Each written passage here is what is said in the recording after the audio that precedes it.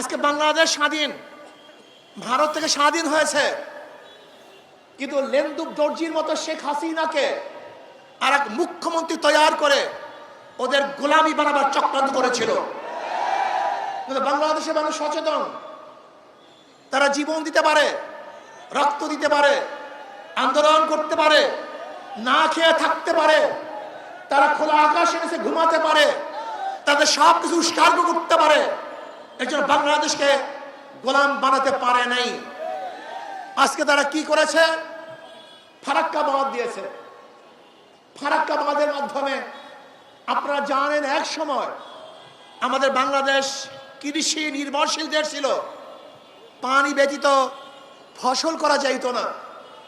এর জন্য ওরা ফারাক্কা বাঁধ দিয়ে আমাদের দেশকে মরুভূমি করেছে, কিন্তু তারপরে বাংলাদেশের মানুষ ওর কাছে মাথা নত করে নাই। আজও ফারাক্কা বাঁধের সমাধান হয় নাই, আজও তিস্তার সমাধান হয় নাই। অর্ধেক পাউডারে দ্বিগুণ উজ্জ্বলতা, নতুন রিন অ্যাডভান্সড অর্ধেক পাউডারে দ্বিগুণ উজ্জ্বলতা। আজকেও প্রবাহিত ভারত থেকে যে নদী এবং খালগুলি আছে, তার পানির ন্যায্য হিচ্ছা এখনো আমরা পাই নাই। ওদের পানির দরকার নাই, ওরা প্রতি বছর আমাদেরকে পানি দিয়ে মারার চক্রান্ত করে। এবার বাংলাদেশের প্রত্যেক মানুষকে ঐক্যবদ্ধ হতে হবে। বাংলাদেশের উপর থেকে এমন এক শক্তিশালী বাঁধ নির্মাণ করব, যেই বাঁধের মাধ্যমে ভারত পানি নিয়ন্ত্রণ করবে না, বরং বাংলাদেশের মানুষ পানি নিয়ন্ত্রণ করবে। যখন প্রয়োজন হবে আমরা পানি ছেড়ে দেব, যখন প্রয়োজন হবে পানি বন্ধ করে রাখবো।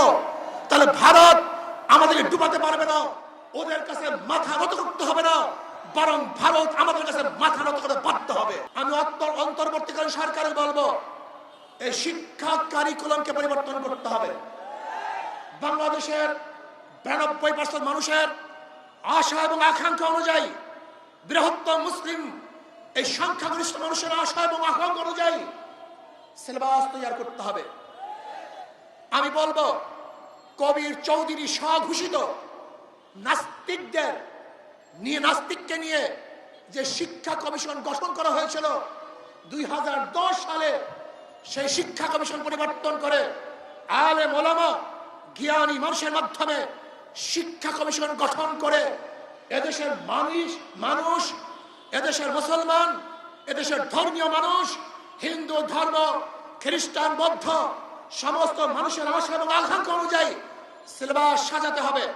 কোন অবস্থাতেই 92% মুসলমানদেরকে বাদ দিয়ে বাংলাদেশের মানুষ কোন সিলেবাস চায় না, হতে পারে না, হবে না।